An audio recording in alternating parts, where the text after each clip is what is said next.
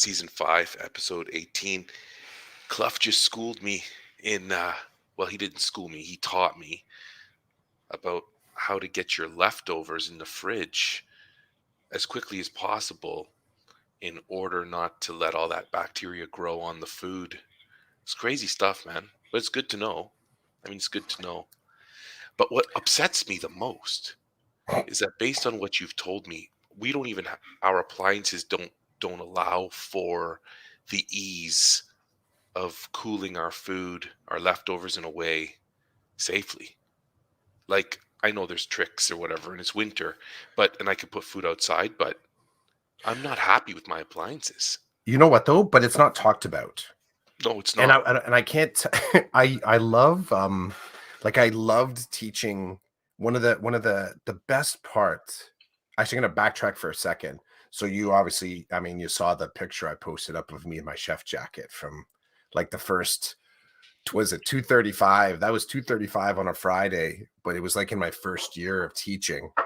Damn, like 60 pounds lighter, eh? I don't think I had any more hair than I do now, though. That's kind You of, look like a child. I You look look like a like a child. child. Wait till I post up the next one, which was me, a picture of me. It's actually a picture of a picture. I don't have the original, but it's a picture of me. Someone snapped at my very first staff meeting. So Oh, yeah, but very much like so fresh, so fresh. But yeah, the what I loved about teaching that hospitality class, and it still endears me to this day about it, was talking about the food stories that the students had, right? And how they came to, and we would talk about allergies and intolerances, preferences. And we actually did, I think I shared this story on the pod before. Like we would spend the first week just getting to know each other through foods and the way food is shared in the house and some of the traditions. And we would talk about, like I said, the difference between intolerances and allergies and preferences. And it was also in that first week where on two different occasions, people asked the question, Clough, like the hand comes up slowly. Like, I just want to know, when are we going to start talking about hospitals? And I was like, what are you talking about? Yeah, like, when are we going to start talking about healthcare? I'm like, healthcare? They're like, yeah, hospitality. And I kind of paused for a second. I'm like, oh, yeah, I guess I need to advertise better. Yeah, because the course was Introduction to Hospitality and Tourism. So I didn't know how they were connecting the dots between but you know what? For it to happen twice, bro, it was just funny. It's you just kind of go, whatever, okay, you roll with it. The But talking about the food stories and talking about how different families operate, and talk about like polarizing for some kids, right? mm, And it's also where it gave me like I was constantly taking post-it notes, and we had a big parking lot of post-it notes as far as how our food stories came to be. And it was like weird, kind of like food. I did like food CBT on them. Like, what's the evidence that this was the best way to have this particular dish? Because I would challenge, because one person would say, well, that's not how we do tomato sauce in our house. Or, no, I'll never eat Kraft sliced cheese, but I will eat cheese curd. So you get people hitting up the controversies there. One of the things I listened to time and time again, though, because the first unit, here was what I was trying to dovetail in from these food stories, is that the first unit is always about safety and sanitation, always. And I took them through a kind of a narrowed version of the food handlers course, which I think it's called Food Safe. Like every food handler, I think it used to be called Food Handlers, Food Safe, but it's basically a training course that your local public health unit expects every person in hospitality to have that certification. It's like remember the Safe Serve that they had for mhm. bartenders and such. So this would be for the food side, right? But I'm listening to the stories about like the stories that always popped up about, how dad would take the burgers out to the barbecue and then put the cooked burgers back on the same plate that he brought the burgers out with. Or he was always clean. I'm picking on dads. But this is how the stories came out in these particular families. Typically in the stories that I got, it was dad making mistakes at the barbecue, and it was mom making mistakes with chicken, like just the way chicken was handled. And in both cases, my knowledge from restaurant biz, like I was just like, oh man. And I would say to some students, I'm like, does your family get diarrhea a lot? And some of them are like, hmm. Like they kind of pause and like, yeah, well, not a lot, but they're sort of analyzing it, right? I'm like, well, you could be making yourself sick. I don't know. But I'm gonna show you how to treat food properly. We're gonna do it here, right? Um, you know, mom or dad's leaving, they're very efficient. One kid said, yeah, every Friday morning, my mom tells me, remember, take out the frozen chicken from the freezer and leave it on the counter so it's ready for dinner. Put it on a plate to make sure it's thawed for dinner. Yeah. Dude, that's my mom. Yeah, or Horrible. or they they were always that the way someone's fridge was organized, they loved to put the meat up on the top shelf because it was easy to grab. They didn't like leaning over, and they figured that they didn't want to put it in any of the drawers because in the drawers, the smell sometimes of meat. But what happens is when they would just put the trays of meat on the top shelf, and then it would kind of drip down onto other items. Oh, So the kids talking about how they'd be pulling out like containers, Tupperware containers, and like juice kind of spilling on them in the morning. So yeah, um, we started this morning on the on ramp just talking about HelloFresh, HelloFresh, HelloFresh, and but also a little bit about just the stuff that the things that HelloFresh doesn't train you to be a chef. It doesn't train you necessarily even to be a better home cook. I think it does put a lot of opportunity in front of you, and I almost like want to go looking for the HelloFresh fails. I want to see like where someone said, yeah, that this recipe just went horribly wrong, and I've never thought to do that, but I'm sure there's a hashtag out there, the HelloFresh fails. you could also start it if there isn't. I could start it too. Well, they in the literature, it tells you like post up your HelloFresh recipes on Instagram. So You should do the evil side of it. yeah, yeah, well, yeah. I call it evil, it's not. I'm still stuck on hospitality and tourism and sitting there thinking, I'm going to learn about all the hospitals in Germany and France and, you know, Yeah, hospitality and tourism. yeah, dude, it's a thing. It's a thing. That's And cool. it's and you just really kids. You just kind of go kids, right? Because that's all it is. It's just them. Um, it's in some ways, it's just I probably in high school had better things to pay attention to than my course outlines as well, right? Like Oh, sure, I'm not, 100%. I'm not too chuffed about that. But it is a funny, it is a funny. Um, I die every time I meet a new kid in my work, mhm. and I look at their schedule and they're doing hospitality or construction, or I just shake my head like I wish I took those courses in high school. I don't know what I was doing in high school. I Um, had no idea. I can I honestly say I had no idea that those. I knew electrical was a mhm, thing because my next door neighbor, Mr. Anderson, was a shop teacher and he okay, taught like I don't know, it's electrical engineering. And I knew there was auto shop because when I where my elementary school mhm, was kind of right beside the high school that I eventually went to. So we always walked kind of through the high school area and we'd always go past the smoking section. And the smoking section was at the back near the dumpsters, yep. right outside the auto shop. So I actually thought they were staff. Because they were just so kind of frightening to me. I actually thought they were teachers just standing out there smoking by the garbage bins. But they were students on a smoke break between working on cars. So yeah, I think I knew there was an auto shop in there, but anything else, but like I had no idea. I wish I did hospitality. I wish that would have been so much fun. And I love food. So it's like Mhm. it's the perfect combination. But yeah, when I see it now, It's actually interesting. Yesterday, I was talking to a student success teacher about one of our students that we have in common. And I was like, hey, can you tell me what the student has second semester? I need to check in with the student, make sure that they're comfortable. And I looked at the schedule and I just shook my head. It's like the best schedule ever. It's like hospitality, communication technology, religion, and history. And I was like, where can I sign up for a schedule like that? Like, that's Mhm. pretty epic, in my opinion.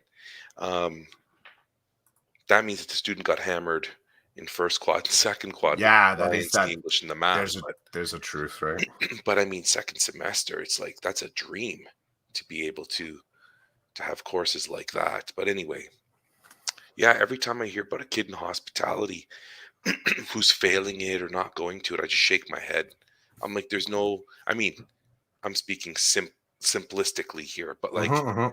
there's no reason. Like, if you're going to hospitality class, you're going to pass hospitality class. How could you not enjoy? I guess, well, every time I say something, I'm conflicted.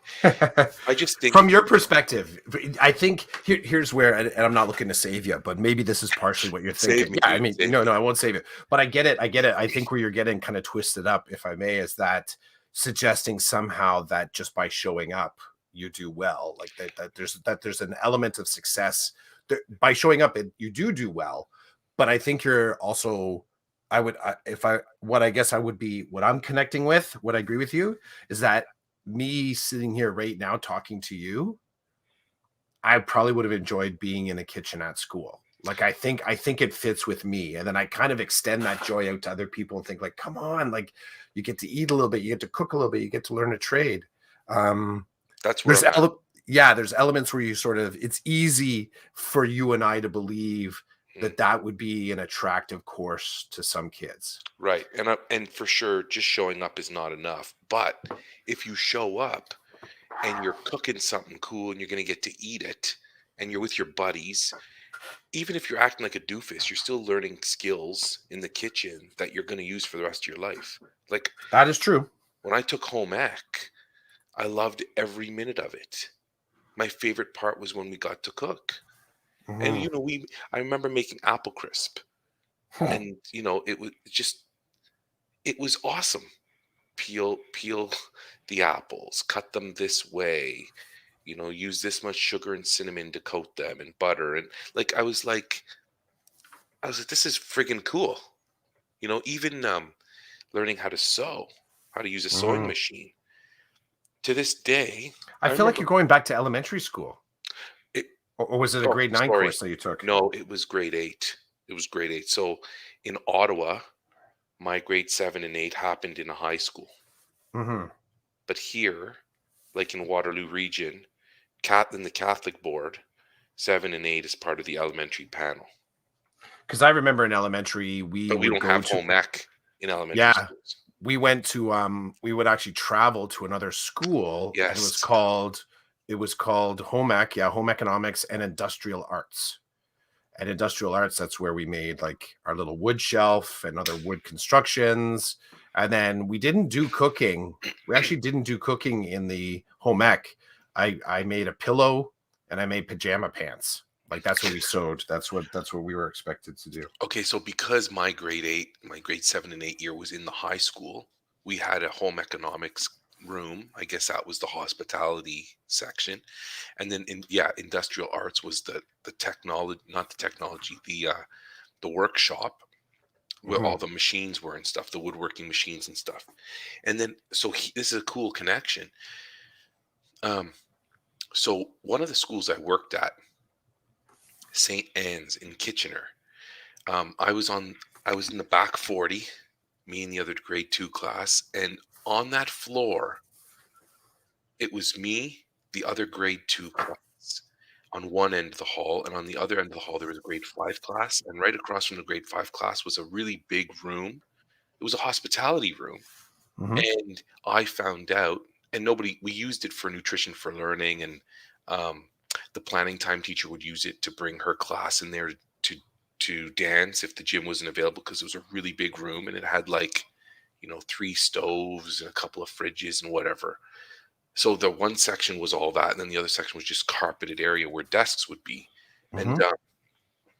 I remember my father-in-law telling me that they used to use that room to bring kids in from other elementary schools to do home ec.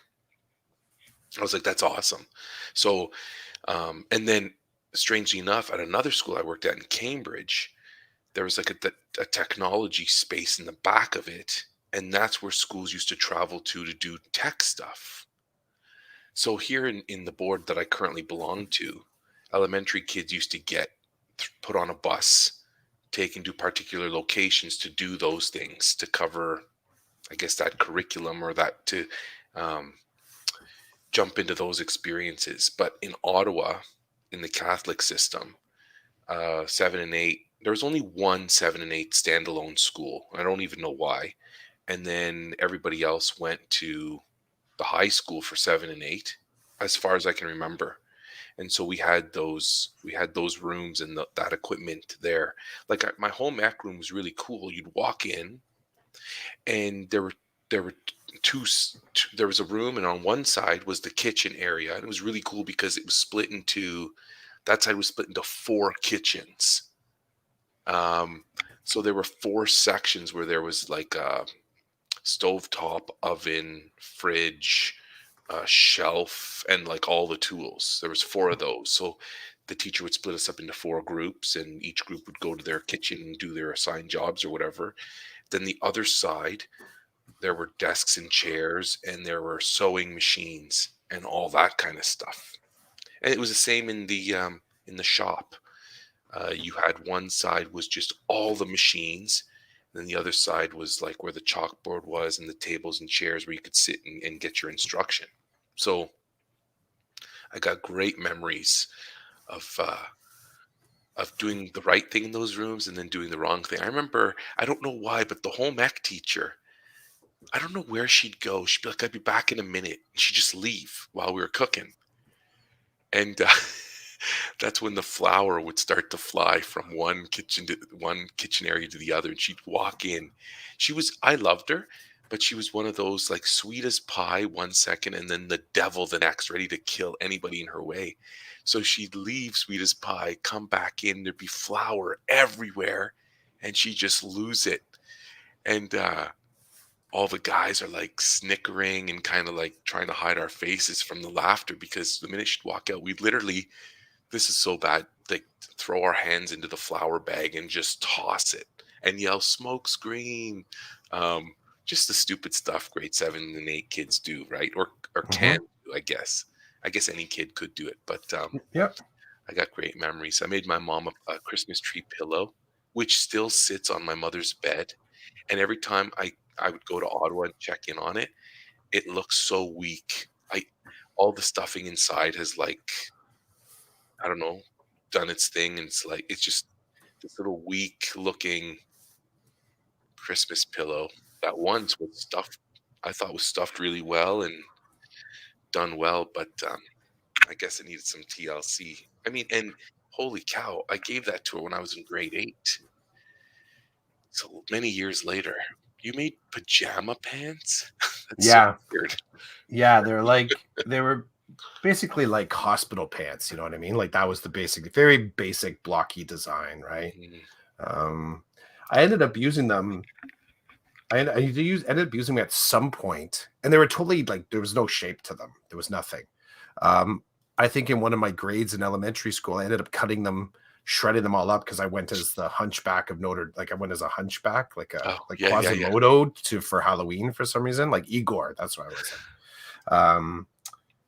So yeah, they got shredded and used for that.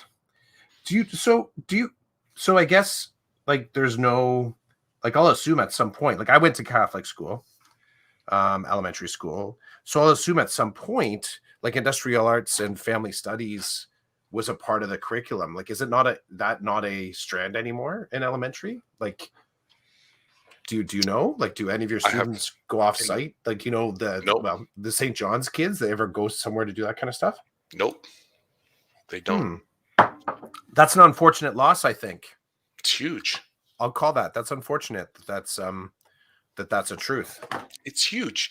Michael Leonard, before he became a vice principal, um, as the experiential learning and innovation teacher, Hmm. he like we talked one day about kids not knowing how to hold a screwdriver and like use a screwdriver.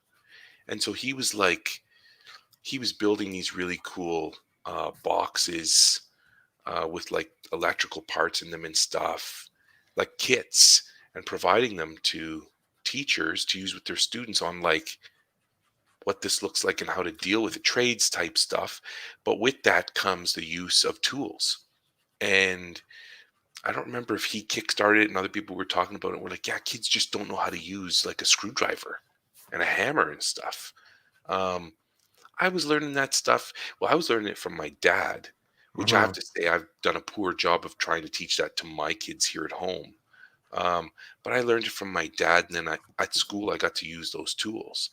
I feel like it's not happening in the same way that it used to happen. Like my son's got auto semester two, and when I was in school, I didn't take auto for a couple of reasons. One of which was I was too busy trying to cram in all the sciences and the maths because I thought that that's what I was going to use, which I hadn't really, didn't. My son, as soon as he said, "Should I take auto?" I'm like, "Hell yeah, sign up for Hmm. auto." Because knowing how to do the simple things he's going to learn in auto class, like you're going to carry that with you for the rest of your life. So Yeah, do you will. auto, do the construction technology course. There's time and space for math and science and English. Like you'll get them in, you have to. But I'm a little jealous actually that he's doing auto. I can't wait to hear about it. Hmm. Yeah, I'm.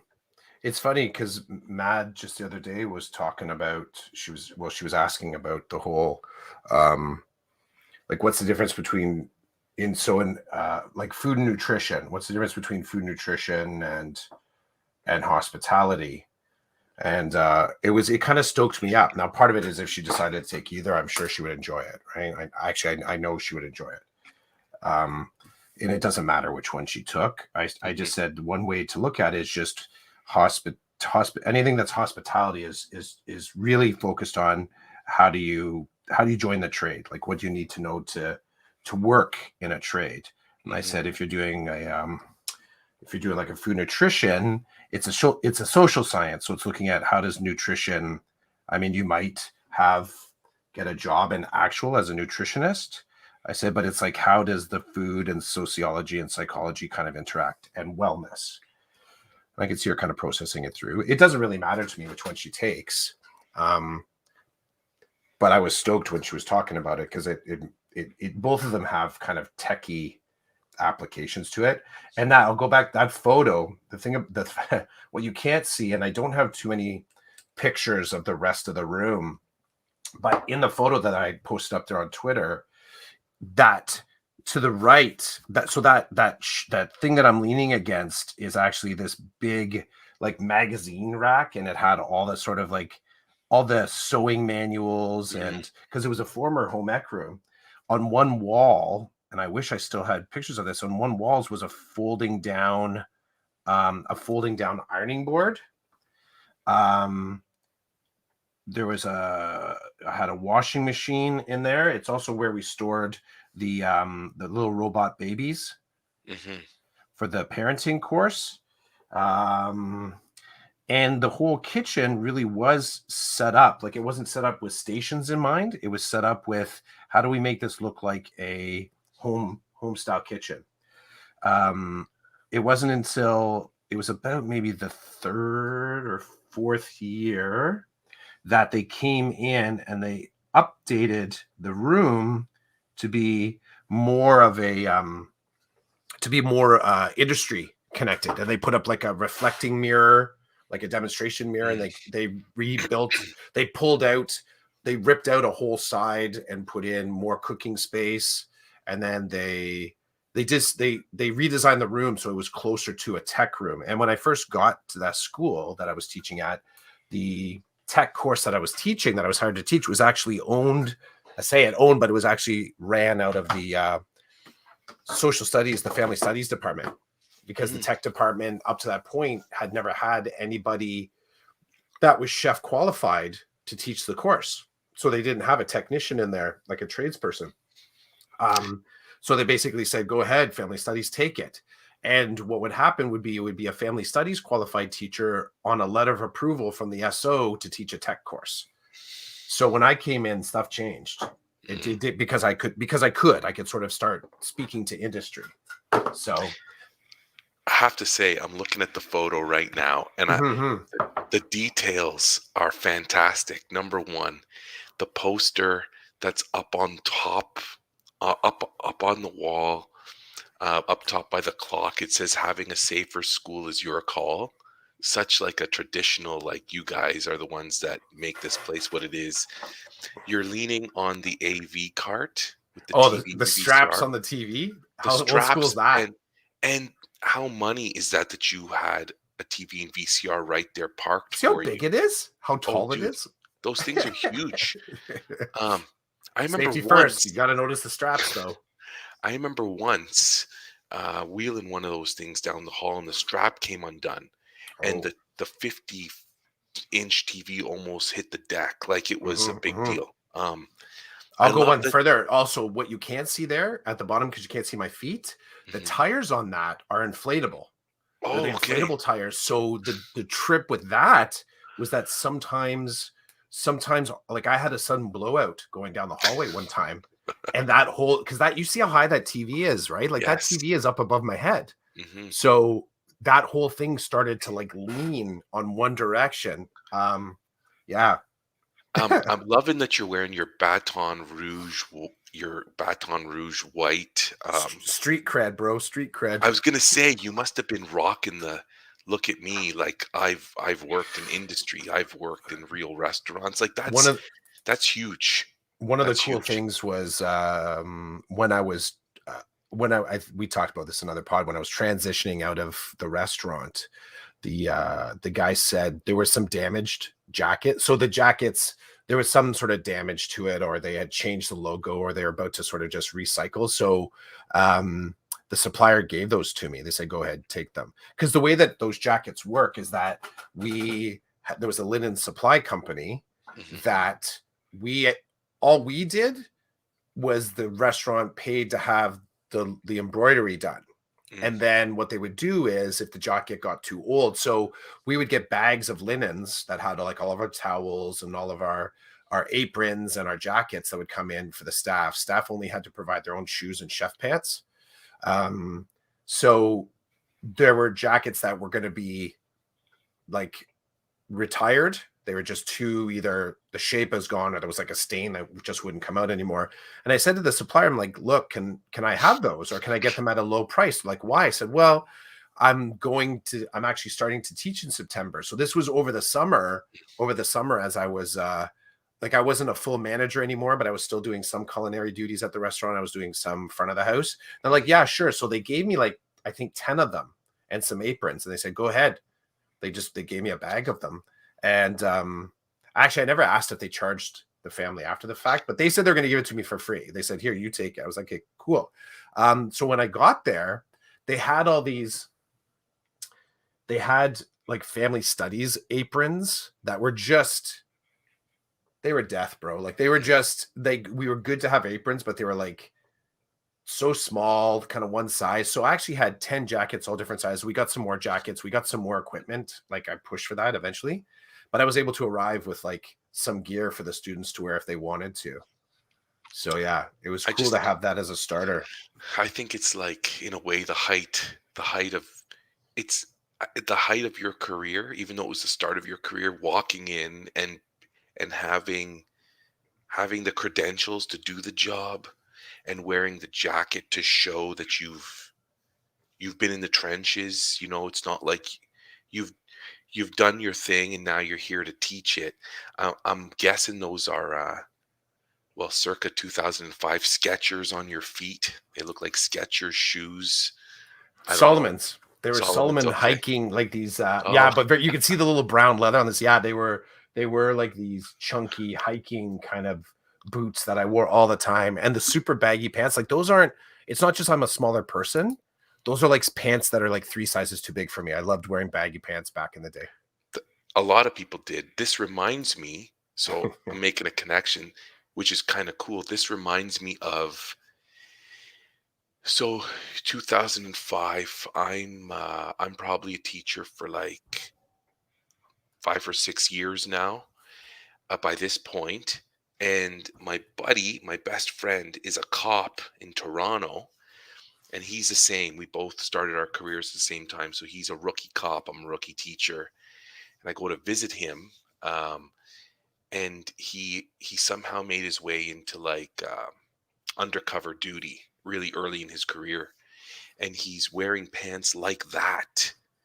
And I'm like, dude, did they give you those? He's like, no, they give me an allowance. So why would I not want to wear the baggy jeans that feel good? I'm just laughing at him because I'm like, it was just funny. It didn't fit, but that was the style back then, right? I wore baggy jeans because I was fat, so I needed big pants.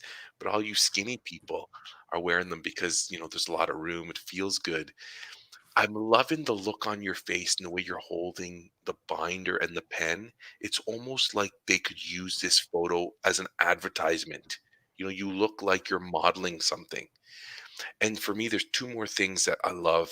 It's the apple up beside that poster of having a safer school. It's like, classic teacher, the teacher apple, and then the yellow and red fire alarm poster, which Mhm. like has to be it. I see the fire extinguisher down below, the BS papers on the cork board that you probably never look at. You put them there because you think you need them, but you never use them. Um, it's a great shot, dude. It's a great shot. So how this came about is yesterday I had, well, the photo, I was in the classroom, but the fact that it came back to life was I'm right now. So I've been like a Google tools user for a long time, long time. So early adopter into using it. And initially, long before Google Photos, like the actual app appeared, Google Photos was integrated just into your as like a standalone. And then it was brought into Drive. And for a short amount of time, the Google Drive photos, like just a drive space, was integrated and would sync with the new Photos app. And then they said it's no longer syncing anymore. So I have a bunch of photos that I found in a Google Drive folder from way back in the day that I'm now shifting over to the Google Photos app so that I can access them from my phone Mm. more easily because I put the Google Photos app back on my phone. And as I'm going through stuff, that's where I found this. I have some other ones too. I was showing the kids the other day. I did this awesome. I was with the com tech department. We were doing design, and it was between com tech and art. And we did platter design. And the challenge was to make a fruit or a veggie platter that would be attractive to kids. So the groups all had to do their research for the different kind of foods that they would have to do, and then they had to draw it out, and then they had to design the platter. And I came across some of those projects, and I was showing the kids. I was just laughing.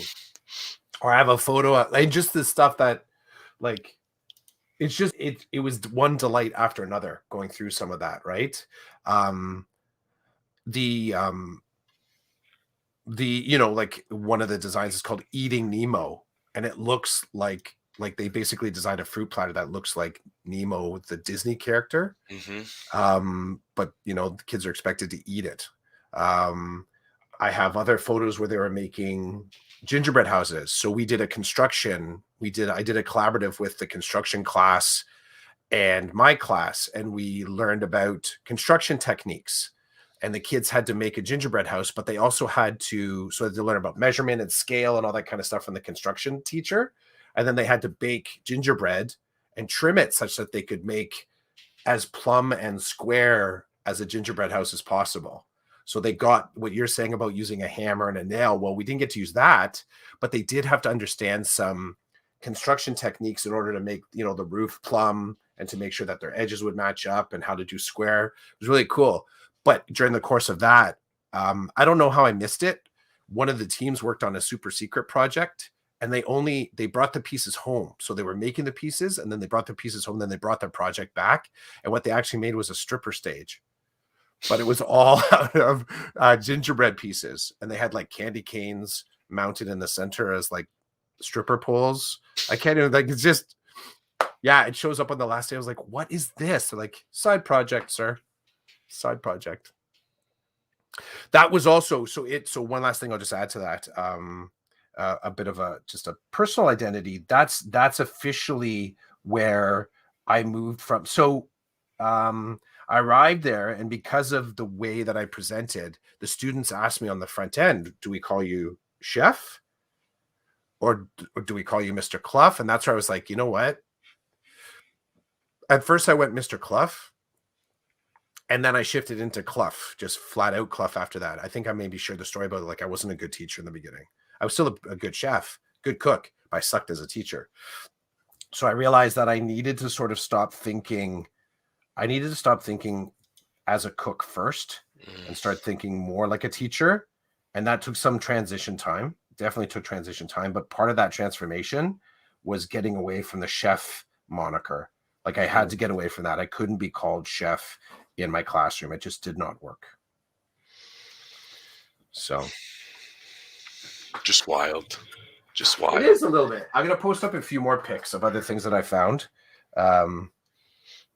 For sure. So thanks to you, I posted up a pic. I responded to your tweet and I posted my pic circa 2003. I'm with my two teaching partners.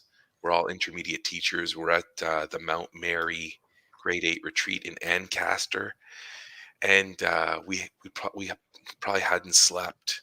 You know, I think I found it on Facebook, and it was like, I don't know why we all looked so happy. We hadn't slept in 48 hours or something.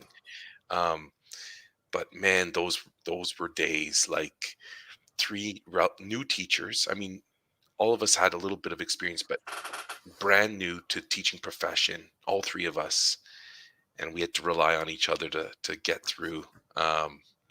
It's good times, man. It's good times. I'm glad they're over, because you learn from them. But when I look back on that, that was a good time. Not really knowing anything, not knowing. Um, None of us had kids, just like innocent, young and innocent. Yeah, that room from that photo as well. Like, okay, so 2 periods of the day I was doing like restaurant stuff, right? But one of the other periods, it was the grade 9, because it was grade 9 food nutrition. So there was another course running in there, and so I was working. So the teacher that originally had the signed off ticket to teach the tech was a part of the family studies. So they just did more family studies. So they did the food nutrition for grade 9, I think the grade 10 as well. And it was funny sort of sharing that room. It was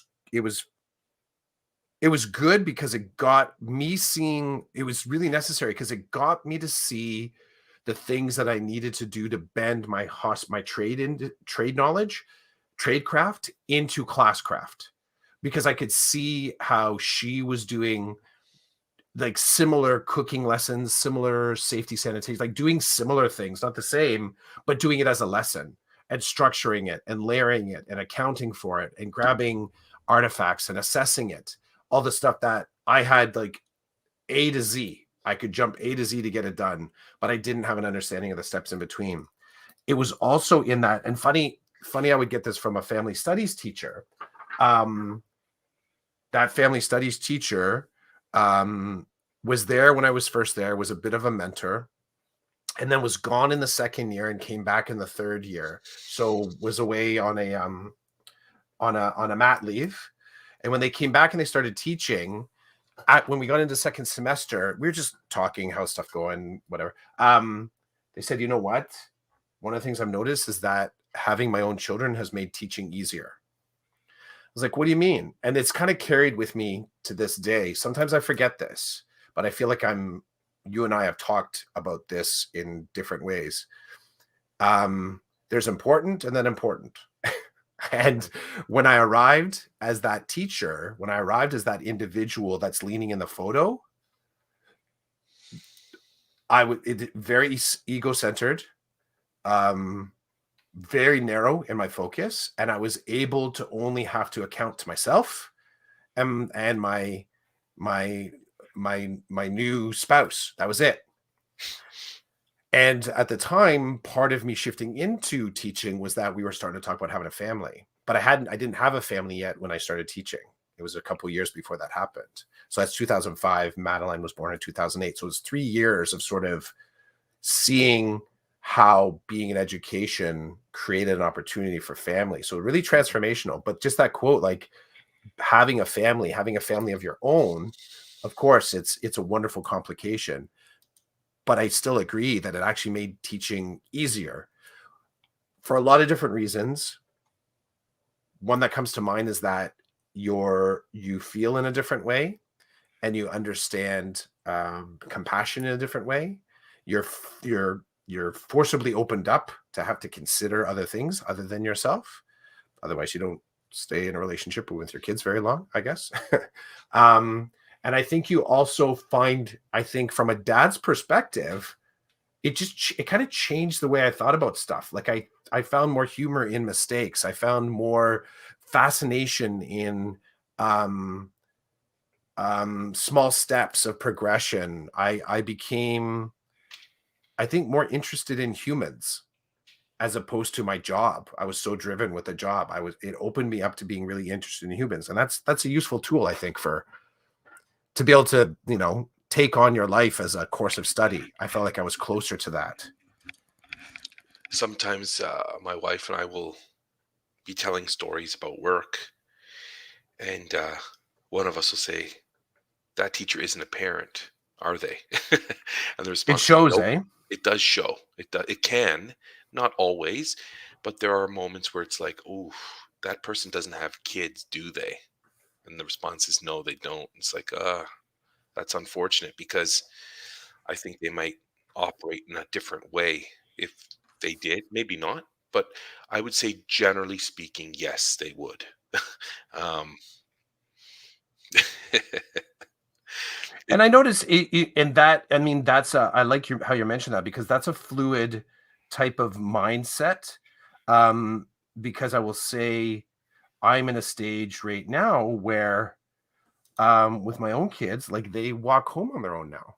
They mhm. have a mobile phone on their own. So I try to be, I want to be, and I still am that person. But some of the automaticity of having to get out the door right at 3 o'clock to pick the kid up from daycare to sort of start your night and start your routines, we're not there anymore.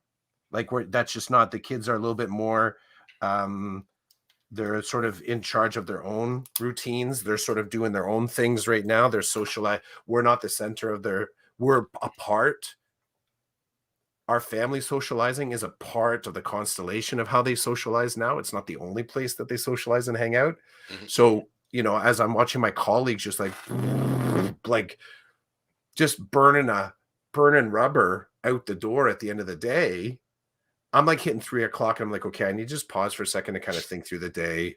I'm going to clean up a few things. I'm going to organize a few things. I'm going to finish those 4 sips of coffee.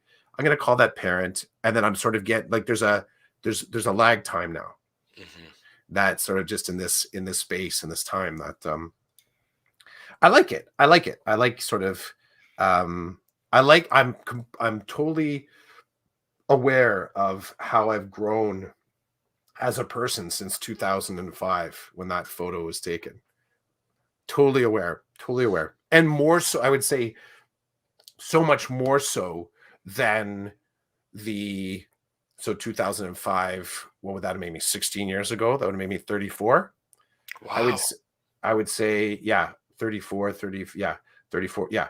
Um, I would say I am so much more aware of my development as a human since that photo has taken to now than I was coming up to it. The smile on my face in that was very much, I'm happy to be here. I'm really happy to be here.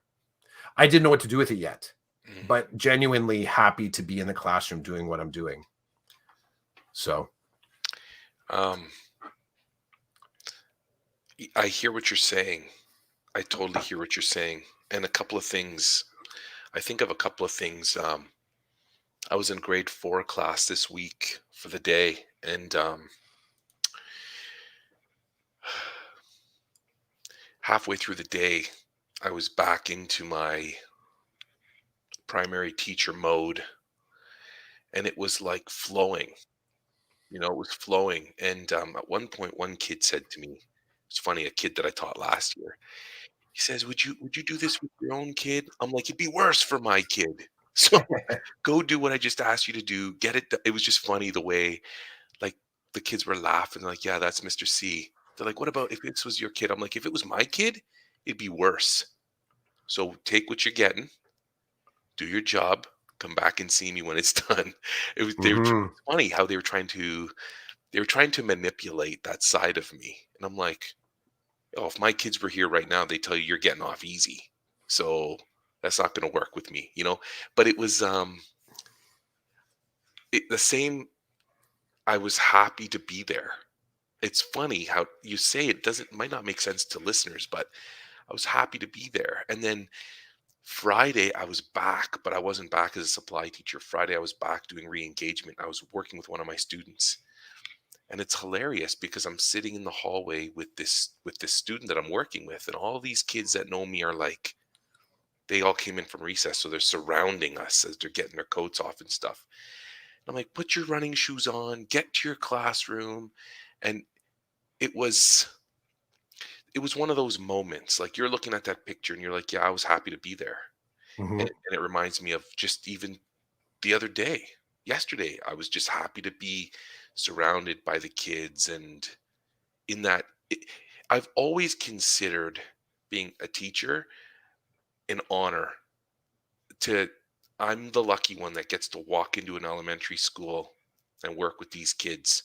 Hmm. Um, to me, it's always been an honor, even in re-engagement. Um, it's an honor to walk beside these kids who are struggling, to see if maybe me being on the journey with them will help do something to move them into a positive space again.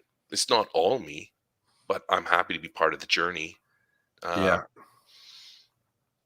so anyway, yeah, it's for all the headaches and the government nonsense and whatnot, the politics of it all, it's still, like, it's really awesome I ended up in this space. Getting to positively influence people is pretty cool. Pretty cool. I'm going to remember this conversation with you this Tuesday and Wednesday when I'm supply teaching and I'm ready to just lose my mind because Yeah. there's so much going on around me. Yeah. You in that dual role. You in the dual role. It's funny too, because I was at my old school yesterday, and they're like, "Are you here? Are you supply teaching today?" I'm like, "No, I'm re-engagement today." And they're like, "Okay." It's just funny. I'm like, "No, I'm here for an hour. The student and I got some things we need to talk about and do, and then I'm gone. I got to go to the high school." And even some of my colleagues look at me, they're like, "What's that like? Like, you're literally leaving an elementary school and going to high school." I'm like, "No biggie. It's just older kids, and there's there are more parts at play in the high school, but it's just cool to go from one place to the next and meet with different people." Like, I guess, oh shoot, I'm out of time. I guess we'll have to save this story for later, but I had mixed two worlds. I had mixed my Bosco alternative ed world with my St. John's teaching junior world. The two worlds collided, and the Hmm. staff at Bosco, one staff member in particular, was like, "Dude, that is awesome what you're doing right now with those kids." And he's like, "The next time you're teaching those kids, I got to come in. I got to come in and say hello." And I'm like, "Really?" He's like, "Yeah, it's been far too long since I've actually gone to interact with little kids or whatever." And I was like, "I'll let you know." It's cool. Anyway, that's season 5, episode 18. Do you have any artwork for us today? Your story. Um, you'll have to I tell me know. what that stands for. I know. But they look like letter blocks. Am I right? They are. They Okay, are. they're letter blocks. SFUOC. So this is your Wordle for today. I don't do Wordle, bro. I know. I don't do Wordle, and on Twitter, I block the word so that I don't see anybody's Wordles. So basic rules. The basic rules are: if it's green, it's in the right spot, right? It's the right letter, right spot. If it's yellow, it's the right letter, just not in the right spot. If it's gray, it's the wrong letter. So this is just me messing around. The word is actually focus. Oh, gotcha. And they're all grayed out and mixed up. Yeah, So it's a little bit how I'm feeling. That's okay. All of our 1,000 listeners out there, like, I'm sure, loving it. Tens of thousands of listeners. Yeah, they're all into Wordle except me. What would we do? I want nothing to do with it. What would we do with 10,000 of listeners? Invite them over. Invite them over for chili. Invite them over for something, a safe and sanitized meal. Okay. This is the HelloFresh episode. It's also sponsored by FC Gaming. I don't know if they know that they're sponsoring us, but that's they okay. are. They sponsored your attire today. That's cool. Yeah, FC Gaming. Okay, so I guess hopefully we'll be the world's returning to its regularly scheduled program. So next Saturday, next week, my son's going to have hockey coming out of the yin yang. Because everything was on hold for so long. Now they need to catch up. So hopefully you and I will get the cast, and if not, then I'll see you the next time we're live again. Dude, we'll get it figured. Take care.